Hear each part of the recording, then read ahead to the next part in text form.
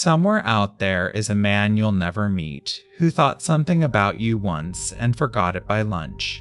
And you reorganized your whole life around not disappointing him. Most men are imprisoned by an audience that isn't even watching.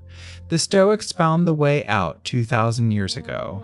Let me hand it to you. Here's the trap. You think people are watching, judging, keeping score.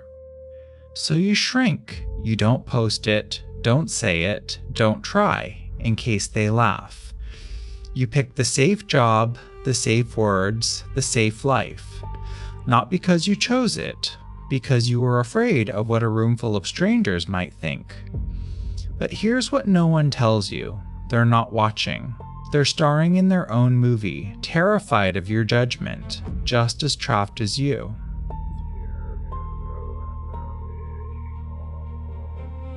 Psychologists call it the spotlight effect.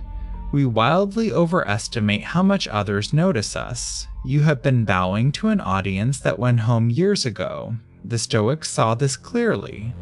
Other people's opinions are not in your control, so they cannot be your master unless you kneel.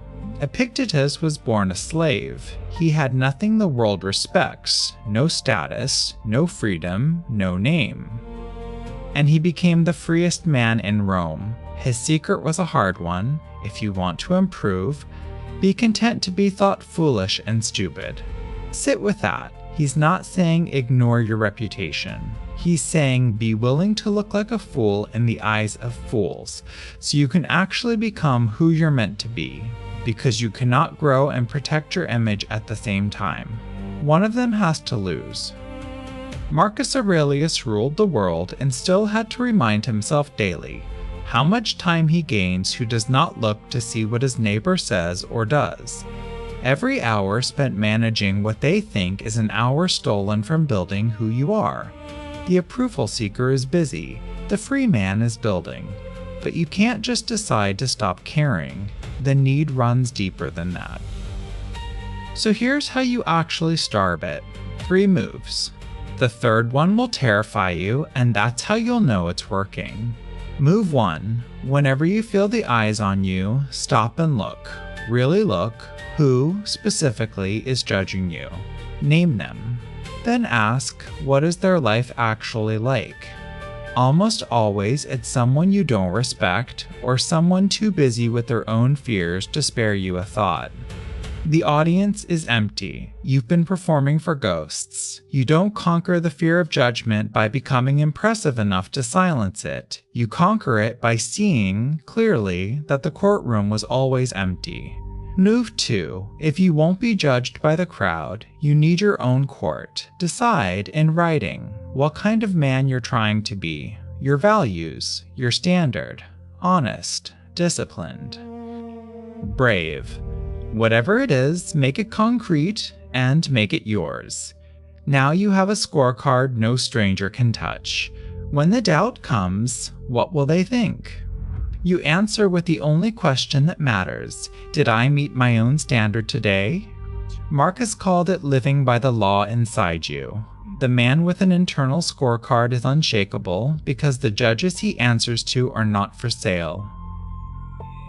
Move 3.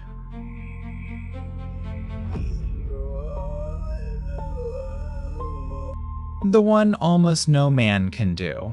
Go and be judged, deliberately. Post the work. Ask her out. Speak up in the meeting. Do the thing you've been avoiding precisely because people might laugh. Epictetus had his students do it on purpose. Court the disapproval, carry the cheap food, wear the plain cloak, be thought a fool, until the fear of looking foolish lost all its power. Every time you survive being judged and the sky doesn't fall, the chain gets weaker. Do it enough and one day you reach for the approval out of habit, and it's simply gone. What's left is a man who acts from his own standard in full view and does not flinch. Freedom from approval was never about not caring at all. It's about caring for the right court. See the empty theater. Write your own verdict. Then act in the open and let them watch. Do this, and the lever on the outside of you, the one anyone could pull, simply isn't there anymore. You stop performing, you start building, and the man who needs no applause can finally do the work that actually deserves it. Start now. Do one thing today you'd normally avoid out of fear of looking foolish. 1. If this hits something in you, subscribe and become the kind of man who answers only to himself.